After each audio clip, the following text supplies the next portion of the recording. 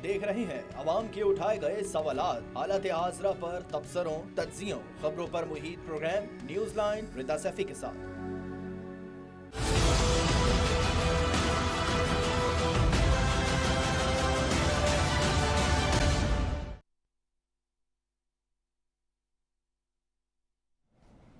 बिस्मिल्लाहिर्रहमानिर्रहीम, अस्सलाम वालेकुम नाजरीन, मैं हूँ रिदा सैफी। मुल्क की सियासत में बड़ी गहमा गहमी के बाद इख्तिदार में बैठी हुकूमत और हुकूमत के बनाए गए वुज़रा में तो बदलाव आ गया, मगर क्या माशी सूरत हाल में बेहतरी के इम्कान दूर दूर तक नजर आ रहे हैं। सवाल ये है, मुतादिद जमातों के इत्तेहाद से बनने वाली मुत्तहिदा हुकूमत ने क्या तस्लीम कर लिया कि माशी सूरत हाल के पेश नज़र हमें मुश्किल फैसले करने पड़ेंगे। इस हवाले से ही नून लीग के सीनियर रहनुमा और साबिक वजीर आजम शाहिद खाकान अब्बासी भी आज कुछ कह रहे थे। क्या कह रहे हैं, पहले आइए वो आपको सुनवा देते हैं। ये आपको करना पड़ेगा। जो आज पाकिस्तान कीमत खरीद से कम पेट्रोल बेच रहा है, जिसकी कीमत आपको 200 अरब महीने की पड़ रही है, ये दुनिया में कोई मुल्क ये नहीं कर सकता। तो ये आपको जो तबाही इमरान खान ने मुल्क के अंदर इस पूरे निज़ाम की फैलाई है, चाहे बिजली का निज़ाम हो, गैस का हो, पेट्रोल का हो, डीजल का हो, इन सब की दुरुस्ती करनी पड़ेगी। और ये बड़े मुश्किल फैसले हैं, ये तकलीफदेह फैसले हैं। अब सवाल यह है कि ये हुकूमत महंगाई को क्या बुनियाद बनाकर बनाई गई थी, तो इस हुकूमत ने भी रिलीफ के बजाय मुश्किल फैसले करने हैं। तो फिर इमरान खान की हुकूमत गिराने का सबब क्या था? मुश्किल फैसले तो वो भी कर रहे थे। यहाँ एक तवज्जो तलब बात ये भी है कि जो नई हुकूमत बनती है वो पहले से बयानियां बनाकर आती है कि हमें मुश्किल हालात में हुकूमत मिली है, लेकिन जैसे ही शहबाज शरीफ की हुकूमत बनी थी, मिफ्ता इस्माइल साहब ने रुपए की कदर में बेहतरी का क्रेडिट लेना शुरू कर दिया था। नई हुकूमत बनने के बाद 2 दिन के बाद ही मिफ्ता इस्माइल ने क्या बयान दिया था डॉलर के हवाले से, रुपए की जो वैल्यू है उसके हवाले से, आइए वो भी आपको पहले सुनवा देते हैं। पिछले 2 दिन के अंदर 3 दिन में शहबाज शरीफ के आने से आपकी मार्केट कैपिटलाइजेशन 6% बढ़ गई है, आपकी कंपनियों की वैल्यू 6% बढ़ गई है। जो डॉलर आपका चला गया नीचे 8 रुपए, वो तकरीबन 4% चला गया। जी, तो अब सवाल ये कि रुपए के मुकाबले में डॉलर की कदर में इजाफे का सिलसिला जारी है। आज इंटरबैंक में डॉलर 1 रुपया 88 पैसे महंगा हुआ है। अब इसका जिम्मेदार कौन है, ये हुकूमत या पिछली हुकूमत? दूसरी जानब तहरीक इंसाफ ने अवामी राब्ता मुहिम का आगाज कर दिया है। इमरान खान साहब लोगों को अपने बयानी की तरफ मुतवज्जह करने की कोशिश कर रहे हैं, अवाम को मौजूदा हुकूमत के खिलाफ सड़कों पर लाने की भरपूर जिद्दोजहद कर रहे हैं और कल लाहौर में वो पावर शो करने जा रहे हैं। अब ये उनके इख्तिदार की, उनकी हुकूमत गिरने के बाद का तीसरा पावर शो है। इस हवाले से आज उन्होंने एक पैगाम भी जारी किया है। जारी किए गए पैगाम में उन्होंने क्या कहा, आइए वो भी दिखा देते हैं आपको। जुमेरात को मीनारे पाकिस्तान में मैं इंशाअल्लाह पाकिस्तान की तारीख का सबसे बड़ा जलसा कर रहा हूं। ये जलसा मैं क्यों कर रहा हूं? क्योंकि इसी जगह के ऊपर 1940 में करारदाद पाकिस्तान पास की गई थी, जिधर के हिंदुस्तान के मुसलमानों ने फैसला किया था कि हम एक आजाद मुल्क में रहना चाहते हैं जिसका नाम पाकिस्तान था। मैं आज आप सबको इसलिए इसी जगह पे अपनी हकीकी आज़ादी की जंग लड़ने के लिए बुला रहा हूं, क्योंकि हमारे ऊपर एक बैरूनी साजिश के तहत अपने गुलामों को, जो कि पाकिस्तान के करप्ट तरीन लोग हैं, हमारे ऊपर उनको मुसल्लत किया जा रहा है। हमारा मुल्क जब बना था तो उसका नारा था ला इलाहा इल्लल्लाह।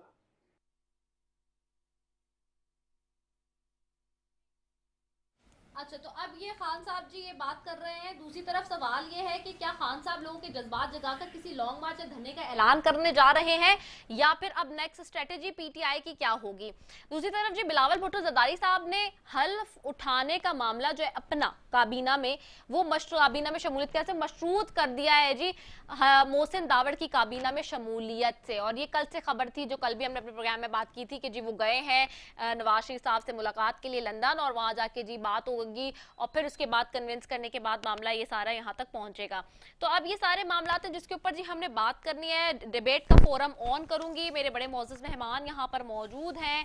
सबसे पहले जी मुझे स्टूडियो में ज्वाइन कर रहे हैं मोहम्मद इस्माइल राहू साहब हैं, आप सूबाई वजीर सिंध हैं, आपको खुशामदीद कहती हूँ, बहुत शुक्रिया इस्माइल राहू साहब फॉर ज्वाइनिंग अस। साथ ही ज्वाइन कर रहे हैं जी अकरम चीमा साहब हैं, तहरीक इंसाफ के रहनुमा है, मेंबर कौमी असेंबली थे, अब चूंकि जैसे इस्तीफे दे दिए हैं, वो मंजूर हुए नहीं हो रहे, वो एक अलग माजरा है, लेकिन आपको खुशामदीद कहती हूँ, बहुत शुक्रिया अकरम चीमा साहब फॉर ज्वाइनिंग अस। साथ ही मुझे ज्वाइन कर रहे हैं सेनेटर साहब मुस्लिम लीग नून से जी, सेनेटर गौस मोहम्मद साहब। बहुत शुक्रिया सेनेटर गौस साहब for joining us all the way from Islamabad. आप तीनों मौजूद मेहमानों को खुशामदीद कहती हूँ। सबसे पहले मैं इस्माइल राहू साहब आपकी तरफ आऊंगी। सियासत में तो गहमा गहमी है ही, लेकिन मईशत का मामला जिसको जो हमारा शुरू में मैंने जैसे कि शॉर्ट्स भी आपने सुनने सारे शाहिद साहब ने जो कहा है, मिफ्ता इस्माइल साहब ने कहा, और जो इस वक्त हुकूमत की तरजीहात है। अब you people are also the part of this government, आपके भी अपने वुजरा हल्फ उठा चुके हैं।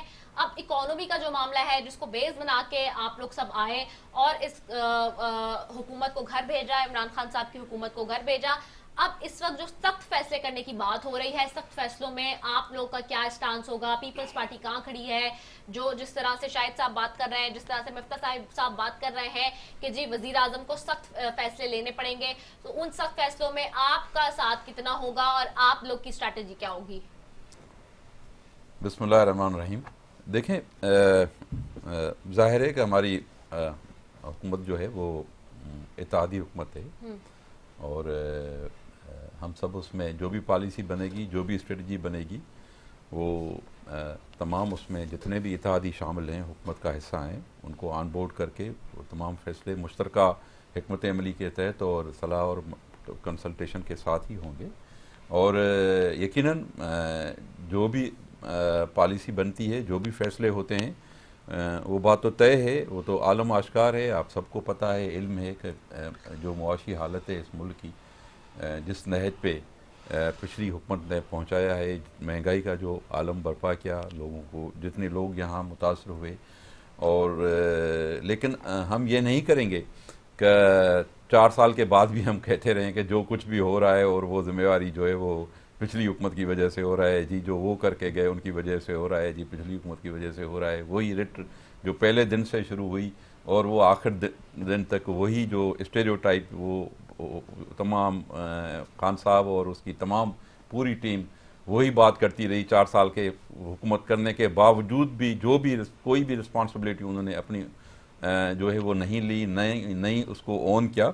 यकीनन जब हमारी हुकूमत बनी है तो जो भी होगा आगे जाके उसके कॉन्सिक्वेंसेस, उसके जो भी आफ्टर इफेक्ट्स होंगे, वो फैसले ज़ाहिर है हमारे ही होंगे। यकीनन हमें बहुत ही जिस सिचुएशन में हुकूमत मिली है, बहुत ही अबतर हालत में मिली है और कई चीज़ें उसकी हैं, लेकिन उसके बावजूद भी जो भी होगा वो ज़ाहिर है अभी 2 दिन कैबिनेट को हुए हैं और यकीनन हमारी तरजीह जो यही है कि जो भी पॉलिसी बने अवाम के मुफादात के लिए बने, अवामी मुफादात के लिए बने, इदारों को मजबूत और इस्तेहकाम करने के लिए बने, पार्लियामेंट को मजबूत करने के लिए बने, जमहूरियत के मजबूत करने के लिए बने।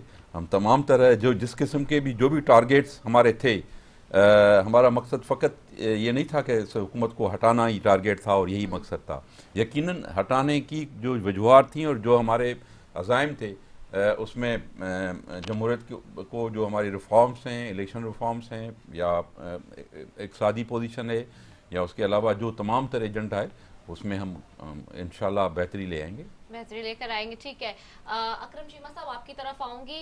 इस वक्त जो मईशत के हवाले से सबसे बड़ा चैलेंजिंग मामला है, अब फिर ये नई हुकूमत कह रही है जिस तरह से कि भी रिलीफ के बजाय मुश्किल फैसले करने हैं, तो फिर आपकी हुकूमत गिराने का एक्चुअल सबब क्या लग रहा है आपको? बिस्मिल्लाहिर्रहमानिर्रहीम। देखिए, मैं ये समझता हूँ कि कोई किसी किस्म के मुश्किल फैसलों की ज़रूरत नहीं है इस मुल्क को। अल्हम्दुलिल्लाह एक बेहतरीन हुकूमत इन्होंने हमसे बैरूनी ताकतों की मदद से छीनी है, जिसकी सूरत हाल ये है कि 7 अरब डॉलर के ऊपर हमें अकाउंट मिला था जिस वक्त पाकिस्तान तहरीक इंसाफ की हुकूमत है, और जिस तरफ पाकिस्तान तहरीक इंसाफ की हुकूमत को इन सब ने मिलकर हटाया, उस वक्त माशाल्लाह 22 अरब डॉलर अकाउंट के अंदर मौजूद था। और पाकिस्तान तहरीक इंसाफ की हुकूमत गुज़श्ता 2 महीनों से पाकिस्तान की पूरी आवाम को पेट्रोल के ऊपर सब्सिडी दे रही थी उन पैसों से जो कि extra tax collection Pakistan Tehreek Insaf ने की थी। तो मैं तो समझता हूँ कि किसी किस्म का कोई बहरान नहीं था, कोई किसी किस्म का माशी सूरत हाल अबतर नहीं थी, तमाम मामलात बिल्कुल ठीक चल रहे थे। ये एक बैरूनी एजेंडा था जिसके ऊपर अमल दरामद हुआ है और इसमें बहुत सारे लोगों का हाथ है, और जिसमें ये ख़ासकर ये जो अभी आपने देखा है कि जैसे ही इनकी हुकूमत कायम हुई है, ये आओ मिलकर खाते हैं काबीना का जो पहला इजलास हुआ है, और उसी के अंदर इन्होंने राग अलापना शुरू कर दिया है कि ये महंगा होगा, वो महंगा होगा। बेसिकली तो उस एजेंडे के ऊपर काम करना है जो आईडीपी से मुआहदे करके गए थे, उनको नवाजने की साजिश शुरू हो गई है। अभी बिजली महंगी करने की प्लानिंग शुरू हो गई है, उन लोगों से जो उन लोगों के मफादात हैं उनको पूरा करने की साजिश शुरू हो गई है। तो देखिए, ना तो इन लोगों का आवाम से कोई ताल्लुक है और ना ही इस मुल्क की सियासत से अब अल्हम्दुलिल्लाह इनका कोई ताल्लुक रहा है। देखिए, 40 साल तक ये तीनों पार्टियां, चारों पार्टियां, मैं कहूँगा एमकेएम भी इसमें शामिल है, पीपल्स पार्टी भी शामिल है, नून लीग भी शामिल है, 40 साल तक मेरे मुल्क की बाशऊर आवाम को बेवकूफ़ बना के वोट लेते रहे, एक दूसरे को चोर कह के वोट लेते रहे, एक दूसरे के ऊपर एक दूसरे के हकूक गसब करने का इल्ज़ाम लगा के वोट देते रहे। अब तो अल्हम्दुलिल्लाह मैं समझता हूँ कि इनके पास तो कोई इलेक्शन लड़ने के लिए बयानिया भी नहीं बचा। अब ये किस बयानिया के ऊपर इलेक्शन लड़ेंगे आके? इसीलिए तो ये इलेक्शन से भाग रहे हैं। पाकिस्तान तहरीके इंसाफ ने तो हुकूमत खत्म कर दी थी, हमने तो असम्बलियां तोड़ दी थी, हमने तो कहा था कि आओ इलेक्शन लड़ो। अब क्यों इलेक्शन से भाग रहे हैं? तो देखिए, ये इतना सादा मामला नहीं है, ये एक बहुत बड़ी साजिश है और ये सारे उस साजिश के आलाकार हैं। ठीक है, बहुत बड़ी साजिश है जिसके सब आलाकार हैं। सेंटर गौस साहब, आपकी तरफ आऊंगी। सेंटर गौस साहब, ये क्या माजरा हुआ कि आते ही तो आप लोगों ने ले लिया क्रेडिट कि जी रुपए के मुकाबले में डॉलर की कदर में इजाफे का सिलसिला बढ़ता रहा, जब उसके बाद जब 5 रुपए बिजली महंगी की, उसका डिस्क्रेडिट जो है वो मादी की हुकूमत को दे दिया, चीनी के 10 रुपए बढ़े तो फिर उनको दे दिया, अब दोबारा डॉलर बढ़ रहा है, तो ये किसके खाते में जाएगा, मादी की हुकूमत के या आपकी हुकूमत के? जी बिस्मिल्लाहिर्रहमानिर्रहीम। एक तो मैं अपने भाई से कहूँगा कि खुदा रमज़ान है, झूठ बोलना जो है वो बंद कर दें, कम अज़ कम रमज़ान का ख्याल कर रहे हैं। अब इन्होंने फरमाया कि हम जो है 22 तरह बड़ा डॉलर जो है छोड़ गए थे। जरा आपको स्टेट बैंक की वेबसाइट पे जाएं कि आप कितना छोड़ गए थे, उसमें ये सारा कुल 9 अरब डॉलर और बाकी जो कमर्शियल बैंकों को मिला के 16 कुछ अरब बनता है, और हम जो 18 में छोड़ गए थे वो 17 अरब डॉलर था। फिर इन्होंने महंगाई की बात की, महंगाई हमारे दौर में कितनी थी और इनके दौर में कितनी थी। आज ही IMF ने कहा कि रिपोर्ट का जो मुज़ाकरात हो रहे हैं उसमें कि पाकिस्तान महंगाई की शरह 9 से ज़्यादा है, 9.7 है, और हमारे दौर में 3 या 3.5 या 4 से ज़्यादा नहीं देती। तो ये फिगर्स हैं, ये बताने चाहिए कि हमने तो आवाम को रिलीफ दिया। ये आप तो कहते हैं कि हर चीज़ सोशल मीडिया पे और झूठा प्रोपेगेंडा करके जो है हम मुल्क में चला लेंगे। 4 साल उन्होंने यही किया और इनसे मुल्क नहीं चल सका, मुल्क पीछे से पीछे चला गया। महंगाई इतनी महंगाई हो कि लोग इससे, और हम तो महंगाई की वजह से लोग हमारे भी खिलाफ हो गए थे, और हम तो अवाम का दुखों का दावा देकर उस पर एतमाद हमने दायर की, और हमें कोई तो इस हुकूमत को गिराया। और ये अब तो कभी खत का बहाना बनाते हैं, कभी खत लगाते हैं, फिर जाके अमेरिकन पर मिलते भी हैं, उनसे माफी भी मांगते हैं, और कोई साजिश का जिक्र भी नहीं करते। मुझे तो ये समझ नहीं आती। और ये देखिए इंशाल्लाह, जहाँ तक मईशत का हाल है, मईशत इंशाल्लाह बहुत जल्द बेहतर होगी, और ये फ्रस्ट्रेशन थोड़ी होती रहती है, आप भी देख रहे हैं। और ये 4 अरब जो 4 रुपए को बिजली के कार है, ये अपने ये जब अभी हमने जिस दिन शहबाज शरीफ साहब ने हलफ उठाना था, उससे एक दिन पहले की बात है, 4 रुपए जो डफरा ने बढ़ाए थे, और ये फिर हमारे जिम्मे लगा रहा है। फिर कह रहे हैं कि चीनी 10 रुपए महंगी कर दी है। मतलब एक प्रोपेगेंडा मशीनरी की है, झूठे वो हर वक्त झूठ बोलते रहते हैं और तनकीद करते रहते हैं। लेकिन हम इंशाल्लाह प्रैक्टिकली इनकी बातों का जवाब शायद ज्यादा न दें, लेकिन हम आवाम को रिलीफ देंगे और इंशाल्लाह आवाम हमारा काम देखेंगे। पहले भी आवाम ने हमारा काम देखे थे और वोट दिए थे, अब भी इंशाल्लाह देंगे। और ये अच्छी बात है, एस्टेब्लिशमेंट है इस वक्त न्यूट्रल है, अल्लाह करे ये आप फिर भी न्यूट्रल रहे। आप देखेंगे इलेक्शन में ये वक्ती तौर पर वो उबार है और खत है, और खत को भी हम इंशाल्लाह वो पार्लिमानी कमेटी का इजलास बुला लिया है, उस असद मजीद को भी बुला रहे हैं, और हकीकत क्या थी वो भी आवाम के सामने दिखाएंगे कि ये जो जिस चीज़ को ये भूगो बना के कर रहे हैं, ये महीने 2 का ये उबाल है, ये सब ठंडे हो जाएंगे। और इंशाल्लाह इलेक्शन तो हम खुद चाहते हैं कि बहुत जल्दी हो। हमारा तो नारा यही था कि ये इनको गलत मंडेट दिया गया, इनको एक जबरदस्ती हुकूमत में लाया गया। हमारा तो नारा यही था, हम तो शुरू से इलेक्शन का नारा कर रहे हैं। तो हम तो चाहते हैं इलेक्शन रिफॉर्म करके इंशाल्लाह जल्दी इलेक्शन में जाए। और इंशाल्लाह इसी साल मैं आपको ये यकीन दिलाता हूँ कि इंशाल्लाह इस साल के आखिर में इलेक्शन हो जाएंगे और आप देखेंगे इनका हशर क्या होता है। नहीं तो सेनेटर गौस साहब, अगर इलेक्शन आप लोग भी यही चाहते थे और डेफिनेट से आते, जब मरियम साहिबा लेके निकली थी मूवमेंट, तो वो और नवाज शरीफ साहब का बयानिया लेकर उठी थी कि जी इलेक्शन होने चाहिए फेयर एंड फ्री। तो अब आप लोगों ने फिर ये चंद महीने की हुकूमत क्यों ले ली? सवाल ये है ना कि ऐसी क्या बात हुई जिसकी वजह से चंद महीनों की जो है वो हुकूमत ले ली गई? क्या आपको नहीं लगता कि ये जो भी मामला हुआ, डील कह लें इसको, सौदा कह लें, या इसको जैसे भी मान लें, तो इस ये जो है वो फायदे की बात थी या नुकसानदेह ये सारा अमल रहेगा? देखो कुछ ऐसी चीजें होती हैं जिसमें देखो पोजीशन और गवर्नमेंट ने इकट्ठा बैठना होता है, कंसेंसस डेवलप करना होता है। अब जैसे इलेक्शन कमीशन के मेंबरान नहीं है और गुज़श्ता एक साल से नहीं है। वजह क्या थी कि साबिक वज़ीर आज़म इमरान खान से वो पोजीशन लीडर से बात ही नहीं करना चाहते थे। अब ज़ाहिर आइन में दर्ज है कि पोजीशन लीडर के पोजीशन की मुशावरत शामिल होगी। अब वो 2 मेंबर हमने बनाने हैं, फिर इलेक्शन रिफॉर्म्स जो है ना वो करना है। इलेक्शन रिफॉर्म करके हम फौरन इलेक्शन की तरफ जाएंगे। ओवरसीज इलेक्शन के ओवरसीज जो पाकिस्तानी हमने उनके लिए इलेक्शन में तरामीम कर रहे हैं कि जिस तरीके से वो अपने 8-10 सीटें उनके लिए मुख्तस कर रहे हैं कि वो अपने में से 10 मेंबरान चुने और फिर अब कौमी असम्बली में अपना मौक़िफ़ बयान करें कि उनको वहाँ क्या क्या प्रॉब्लम होती है, और ताकि उनको प्रॉब्लम को हम स्टार्ट आउट करें, उनको प्रॉब्लम को हल करें ताकि वहाँ की जो मसाइल हैं हल हो। ये तरीका है।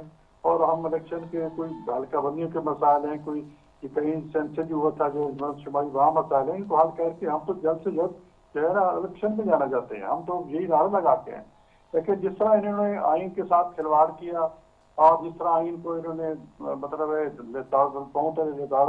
ये तो सराहत सुप्रीम कोर्ट ना आती और पुलिस की वैन और प्रिजन वैन ना आती, ये तो मतलब है बलडोज करने लगे थे आइन को। हम तो ऐसे ही सोचते हैं कि ये डिक्टेटर आते हैं उनको छोड़ देते हैं। इस किस्म का डिक्टेटर तो हमने पहली दफा देखा है कि जी इनको एक दफा नहीं दूसरी दफा तोड़ने चला था। तो ये एक गैर जिम्मेदार और फासिस्ट हुकूमत थी। अल्लाह ताला ने अवाम को इससे निजात दिला दी है। अब इंशाल्लाह फ्री एंड फेयर इलेक्शन होंगे, आप देखेंगे। और ये सोशल मीडिया का उबाल है, ये चंद दिन में खत्म हो जाएगा और 1 महीने के अंदर इंशाल्लाह हमारी खारजा पॉलिसी बेहतर हो जाएगी, अवाम की माशियत में भी इंशाल्लाह पॉजिटिव। अच्छा ठीक है गौस साहब, ठीक है सर, ओके सर गौस साहब, मैं इसका जवाब लूंगी अकरम चीमा साहब से भी। और एक सवाल छोड़े जा रही हूँ जी इस्माइल राऊ साहब आपके लिए, जो बिलावल भुट्टो साहब ने हल्फ का मामला मोहसिन दावड़ की काबीना में शमूलियत से मशरूत कर दिया, ये दोनों जवाबात आप दोनों मेहमानों से लूंगी। लेकिन एक ब्रेक पे जा रहे हैं नाजरीन, शॉर्ट कमर्शियल ब्रेक है, लेना जरूरी है जी। Will be right back after it, stay tuned.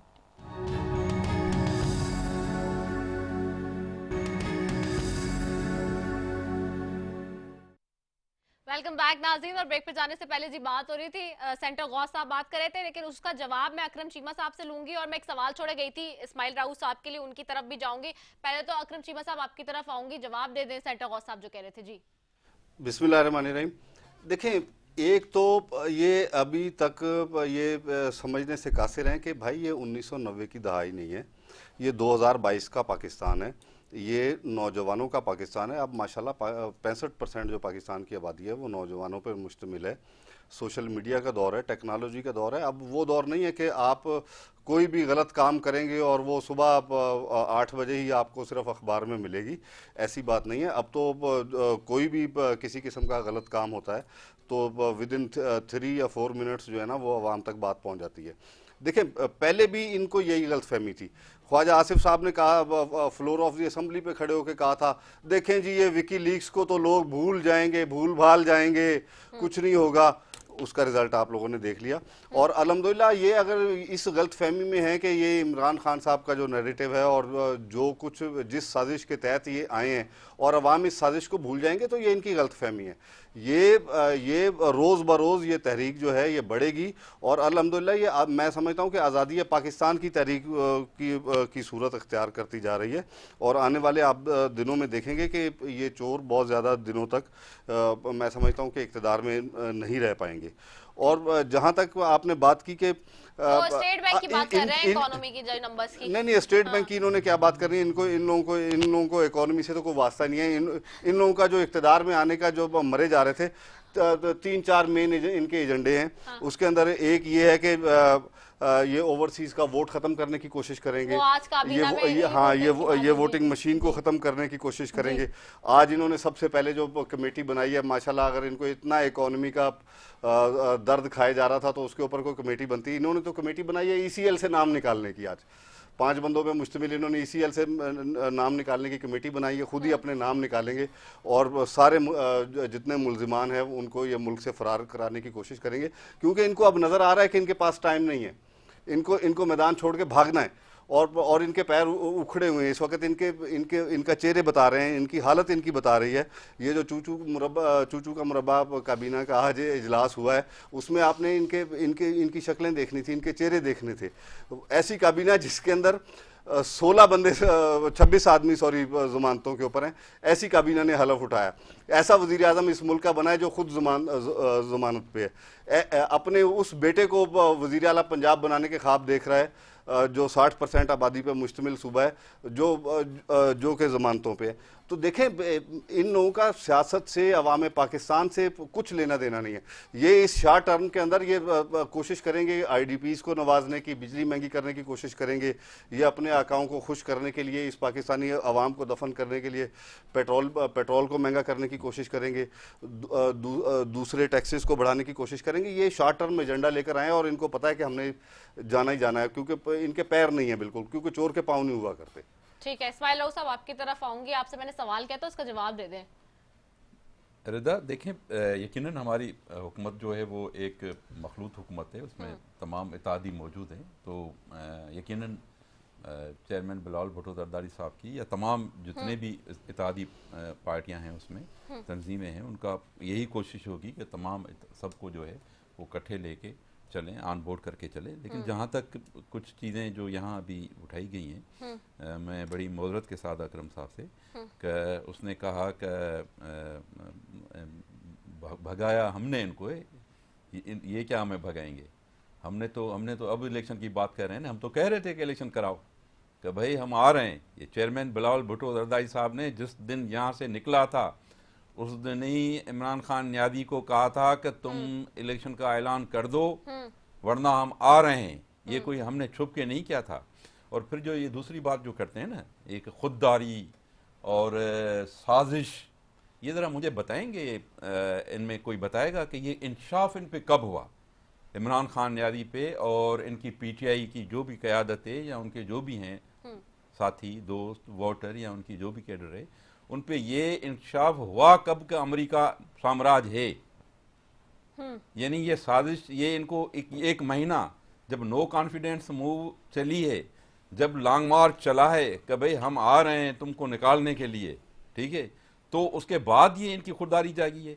जब ये ट्रंप के साथ उस वक्त जब मिलने गया था ट्रंप के साथ, जाके मीटिंग की थी, उस वक्त अमेरिका साम्राज्य नहीं था क्या? उस वक्त अमेरिका सुपर पावर नहीं था क्या? उस वक्त अमेरिका यूनिपोलर वर्ल्ड को लीड नहीं कर रहा था? इनको पता नहीं था क्या? ये बड़े मासूम थे, बेचारे थे, गरीब थे, इनको पता ही नहीं था कि अचानक ये महीना पहले पता पड़ गया कि अरे अमेरिका तो सुपर पावर है, ये तो जी साजिश कर रहा है, ये तो हमें निकाल रहा है, ये रहा है।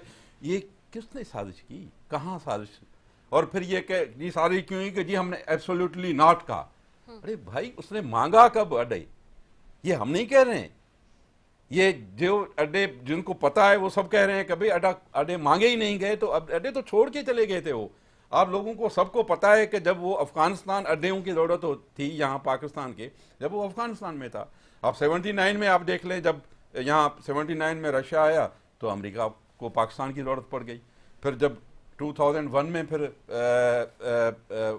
आया, उसके बाद अफगानिस्तान में अमेरिका आया खुद, तो पाकिस्तान की ज़रूरत पड़ी। लेकिन जब वो खुद चला गया, अड्डे खुद जो उनके पास थे वही वापस करके चला गया, तो ये तो कोई देखें, ये कह रहे हैं कि इस इत्तेहाद में वो लोग शामिल हैं जिन्होंने पूरी ज़िंदगी अमेरिकन, ये तो क्या अमेरिकन इम्पीरियलिज्म का मुखालफत करते हैं। इनको क्या पता कि साम्राज्य क्या होता है, इनको क्या पता है कि यूनिपोलर वर्ल्ड क्या होती है, इनको क्या पता कि कोल्ड वार क्या थी, इनको क्या पता कि second world war, first world war America बना कैसे, क्या इनको क्या पता। लेकिन वो लोग इस इत्तेहाद में शामिल हैं जिन्होंने पूरी ज़िंदगी अमेरिका की साम्राज्यी क़ुव्वत के खिलाफ जदोजहद की है पाकिस्तान के अंदर, जिन्होंने हमेशा ये उनका स्लोगन रहा है कि पाकिस्तान की इंडिपेंडेंट पॉलिसी होनी चाहिए, हमें किसी कैंप में नहीं होने चाहिए। आप अवामी नेशनल पार्टी ले लें, आप ये ले लें अख्तर मेंगल वाले ले लें, ये लेफ्टिस्ट और नेशनल फोर्सेस थे जिन्होंने पूरी ज़िंदगी इसके लिए जदोजहद की, वो सब इस इत्तेहाद में शामिल हैं आज। तो ये जो बात करते हैं कि अचानक जो इन पे इंकशाफ हो गया कि जी जब ये इनको पता था कि इक़्तिदार जाने वाला है, तो फिर ये इन पे जो ये मनकशफ चीज़ें हो गई कि जी अब जो ये अमेरिका साम्राज्य बन गया है, तो ये अब ये नैरेटिव इनका नहीं चलेगा। अब ये कहते हैं कि जी अवाम जो है वो इन्होंने 30 साल अवाम को बेवकूफ़ बनाया है। मैं कहता हूँ कि ये अकरम साहब ने जो बात की ना, अब वो 90 वाला दौर नहीं है। मैं कहता हूँ 90 में भी दौर नहीं था ये जो कह रहे हैं ना, 90 में भी, 80 में भी, 70 में भी, 60s में भी पाकिस्तान के अवाम थे जो डिक्टेटरशिपें होती थी, जो आमरीतें होती थी, उनके खिलाफ निकलते थे, उनके खिलाफ जदोजहदें होती थी, उनके खिलाफ तहरीकें चलाते थे, चाहे जनरल ज़िया हो, चाहे जनरल अयूब खान हो, चाहे मुशर्रफ हो, उन सब के खिलाफ पाकिस्तान के अवाम ने जदोजहद की है। उस वक्त सोशल मीडिया भी नहीं था, लेकिन पाकिस्तान के अवाम निकले, उन्होंने जदोजहद की। ये तो पाकिस्तान के अवाम की तौहीन करते हैं। अवाम पाकिस्तान के अवाम बाशऊर हैं, उन्होंने हमेशा सोच समझ के फैसला किया है। जब भी पाकिस्तान के अवाम को फ्री फेयर अपने लीडरशिप मुंतखब करने का मौका मिला है, तो पाकिस्तान के अवाम ने सही फैसले किए हैं। लेकिन अब ये कहना कि जी अवाम बेवकूफ़ हैं, तो ये मैं समझता हूँ कि पूरे पाकिस्तान के अवाम के शऊर की तौहीन है, पाकिस्तान के शऊर की ये तौहीन है, ये जो कर रहे हैं। तो ये हाँ, बाकी जो अचानक ये कहते हैं कि जी हमने अब बिजली और डीजल पेट्रोल कब कम क्या, जब इनको पता था कि हम जाने वाले हैं। भाई 60 से 70 से पेट्रोल 150 को तुम लोगों ने पहुंचाया, डीजल तुम लोगों ने आके कहां पहुंचाया, बिजली की कीमतें तुमने 3 गुना ज्यादा कर दी, एग्रीकल्चर का तुमने बेड़ा गर्क कर दिया। जो खाद की बैग हम 2400 रुपये ले रहे थे, वो इन्होंने 9000, वो भी नापीद हो गई, मिल ही नहीं रही थी। यानी पहली मरतबा पाकिस्तान, ये कहते हैं ना, पूरी इतनी इस्तेहकाम और मुस्तहकम हमने मैशत दी है। उसमें यह था कि पाकिस्तान की तारीख में पहली मरतबा किसानों को कतारें लाइनें क्यों लगानी पड़ी कि जी खाद हमें चाहिए। खाद थी नहीं, महंगी हो गई, यानी 4 गुना उसकी कीमत ज़्यादा हो गई और अवेलेबल ही नहीं थी।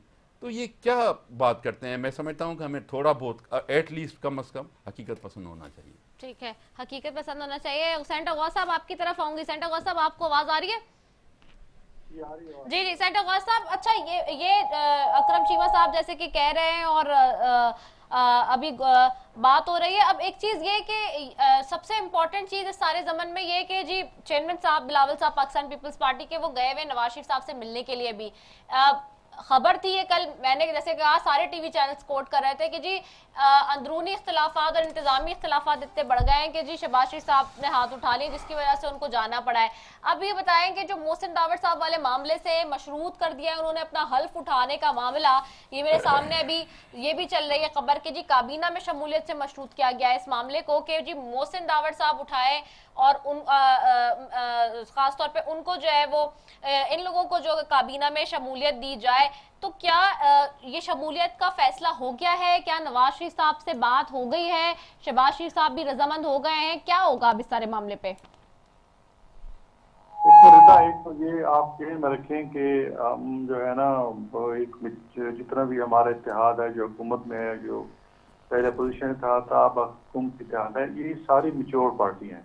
इसमें मुस्लिम लीग नून है, पीपल्स पार्टी है, ये यूआई है, बाकी ENP है, दूसरी पार्टियां हैं, अख्तर मेंगल ग्रुप है, दूसरी पार्टी हैं।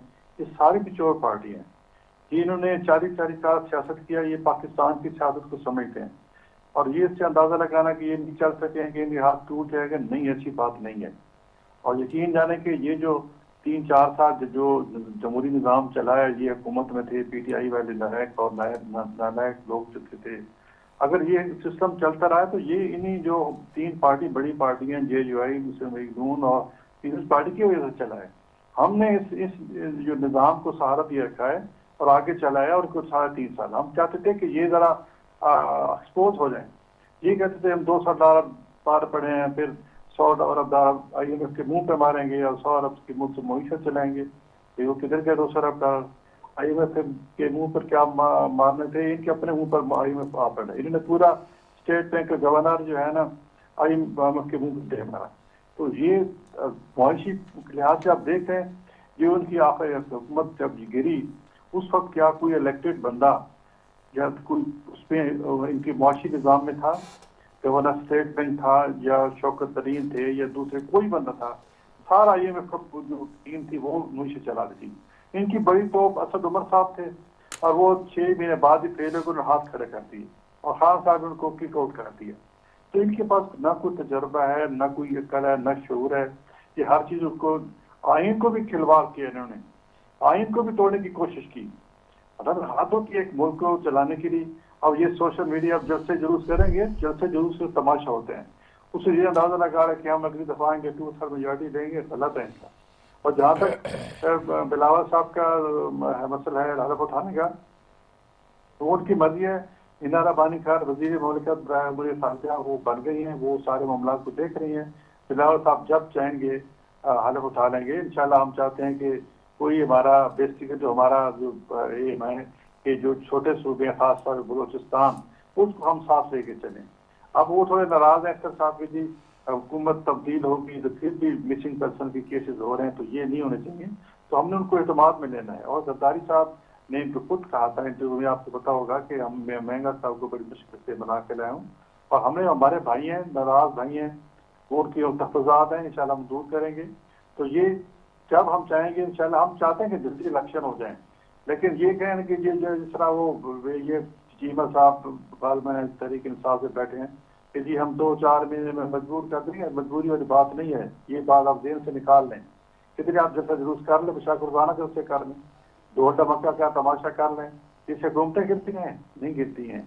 अच्छा एक बात सेंटर वॉस साहब, इसी में एक बात ऐड ऑन कर लें। आप कह रहे हैं कि लोग जलसों से और इससे नहीं हुकूमत और इलेक्शन का अंदाजा होता, तो फिर आप देखें ना, जब नवाज शरीफ साहब गए और जब मरियम नवाज साहिबा ने यहाँ पे जलसे जुलूस करना शुरू किए, तहरीक लेके चली, तो ये तो फिर ये इसी बात का अंदाजा किया ना। और उन तहरीक में, उन जुलूसों में मैं तो नहीं अल्फाज कोट कर सकती, वो सब चीजें ऑन रिकॉर्ड है, जिस तरह की बातें हुई, जिसके नाम लिए गए, नाम लेके बातें की गई, तो जलसे और तहरीकों का आगाज तो आपने ही किया ना। नहीं देखो, हमने तो इसलिए शुरू किया कि ये लोग समझते थे कि हम पोजीशन को दीवार से लगाएंगे, पोजीशन को करप्ट कर देंगे और फिर हमारा मुल्क निज़ाम चलते रहेगा। लेकिन इनकी सारी कोशिशें जो है नाकाम हो गई। इन्होंने आसिफ अली जरदारी के साथ क्या किया, तो मतलब इन्होंने खवातीन का ख्याल नहीं रखा। ईद की रात फिरियाद ताजपुर साहबा को अस्पताल से निकाल कर रात के 12 बजे, हालांकि जेल के गेट जो है रात शाम 6-7 बजे बंद हो जाते हैं, ये स्पेशल गेट खुलवा कर रात को उनको ये ले गए। और फिर मरियम नवाज साहिबा को जब जिस कमरे में जेल में रखा, वहाँ उस बाथरूम का वहाँ दरवाजा नहीं था, वहाँ एक टाट सा लटका हुआ था। ये तीन जालिम और फाशिस्ट लोग ये तो कह रहे हैं वो केसेस इन्होंने बनाए नहीं, ये तो कहते हैं वो केसेस उन्होंने बनाए नहीं, वो तो अदालतों के फैसले और इंतजामी मामलात है, सिस्टम के मामलात है। पीटीआई तो कहती है हमेशा वो नहीं, ये झूठ बोलते हैं। अब जैसे आप लोग कह रहे हैं ना, कानून हम कोई जो है वो इंतकाम की सियासत नहीं करेंगे, लेकिन कानून अपना रास्ता खुद बनाएगा। तो उस वक्त भी कानून ने अपना रास्ता नहीं बनाया जैसे कि हुकूमत माजी की कहती रही। नहीं, ये देखो ना, इमरान खान साहब के सारे हैं कि वो बार बार IFIO को कहते थे और बार बार नैब को कहते थे कि आप ये इसको उसको पकड़े। और ये जो DGI का भी जो IFI जो मेमन साहब है आपके सिंध के हैं, उनका जो बयान स्टेटमेंट देख रहे हैं कि मुझे फला ने कहा, मुझे शहजाद अकबर और वो क्या नाम था उनका उसका वो वैसे कि इमरान खान के पास ले गए, इमरान खान ने कहा कि आप माशाल्लाह अच्छे अफसर हैं और खूब इन पर केस बनाए। और फिर उन्होंने नाम दिए ताज आसिफ से लेकर सार मरीम नवाज पर 10-12 हमारी पार्टी के और पीपल्स पार्टी के नाम लिए कि इनको अंदर करो। तो ये काम हम नहीं करेंगे। अलबत्ता जो ने करप्शन की है और वाकई की है, उनके खिलाफ जो डिपार्टमेंट है वो कार्रवाई करेगा और अपनी मर्जी के जाम तक जो है वो जाएंगे। हम वो ये नहीं कहेंगे कि किसी को दीवार के साथ लगाएं। हम उसमें चाहते हैं कि जमहूरी निजाम चले, लेकिन जिन्होंने करप्शन की है उनको वाकई सजा मिलेगी और आप देखेंगे कि इंसाफ होता आपको नजर आएगा इंशाल्लाह। ठीक है, अकरम चीमा साहब आपकी तरफ आऊंगी। वो कह रहे हैं कि आपने बहुत ज्यादा इदारों को इस्तेमाल किया अपनी ईमा पे। अभी मुझे तो समझ नहीं आती कि किस जुबान से ये मोहतरम आसिफ अली जरदारी साहब का नाम लेते हैं। 11 साल जेल में उनको पाकिस्तान तहरीक इंसाफ ने रखा था। जेल में कातलाना हमला आसिफ अली जरदारी साहब के ऊपर पाकिस्तान तहरीक इंसाफ ने करवाया था। उनकी जो जुबान काटने की कोशिश हुई वो पाकिस्तान तहरीक इंसाफ ने की थी।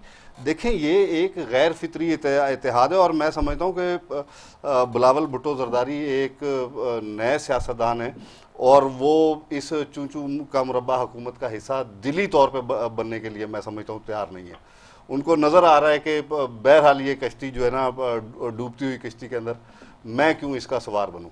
तो उन्होंने अपने बंदे दे दिए, उन्होंने कि ठीक है हुकूमत हमने आपको मिल के चेंज कर दी है और वज़ीर बना दिए। उनको पता है कि ये 2 हफ्ते 4 हफ्ते की कहानी है, तो इसलिए वो इसका मैं समझता हूँ कि हिस्सा नहीं बनना चाहते। ठीक है, ठीक है। अच्छा, एक चीज और बड़ी इंपॉर्टेंट है, वो ये कि आज इस्लामाबाद हाई कोर्ट ने, मैं करीम साहब आपसे कह रही हूँ, जस्टिस भी अब्दुल हसन ने कहा है तोशाखाना केस में रिमार्क्स दिए कि जो भी तोहफा दिया जाता है वो ऑफिस का होता है, घर ले जाने के लिए नहीं होता। जो लोग तोहफे अपने घर ले गए उनसे भी वापस ले लें। तो अब ये आज फैसला आ गया, तो क्या वापस होंगे वो तोहफे तहाइफ जो कि खान साहब के ऊपर मुबैना तौर पर मौजूदा हुकूमत कह रही है कि लेके गए वो घर?